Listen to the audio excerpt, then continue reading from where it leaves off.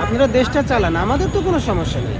আপনারা রাজনীতিবিদ, আপনারা রাজনীতি করবেন, কিন্তু সেই সাথে সাথে একটু খেয়াল রাখতে হবে 70% মানুষের যে ম্যান্ডেটটা আছে, এটা যদি আপনাদের দলের বিপক্ষে না যায়, দেশের বিপক্ষে না যায়, এইগুলোতে আপনাদের একটু খেয়াল রাখতে হবে। এইগুলোর সাথে আপনাদের একটু সমঝোতা করতে হবে, না হলে কি হবে, আগামী দিনগুলোতে আপনারা সরকার রান করতে পারবেন না।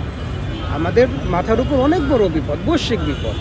আমাদের খাদ্যদ্রব্যের দাম বাড়বে, নিত্য প্রয়োজনীয় পণ্যের দাম বাড়বে, মানুষের পেটে খিদা লাগবে, তারা ঘর ছেড়ে বের হয়ে আসতে চাইবে পেটের খিদার জন্য। আমাদেরকে আন্দোলনের জন্য ডাক দেবে যে ভাই এই সরকারকে ফেলে দেওয়ার জন্য আপনারা আন্দোলন করেন, তখন কিন্তু আমাদের বাধ্য হইতে হবে।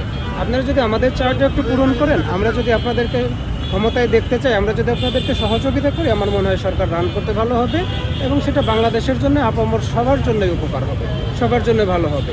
এই জন্য সরকারকে বলি যে শুধু আমরা আন্দোলন করতেছি, সংগ্রাম করতেছি, অনশন করতেছি এই জন্য না, প্রত্যেকটা কাজেই যেন আমাদের সাথে সরকার একটু মিলেমিশে থাকে।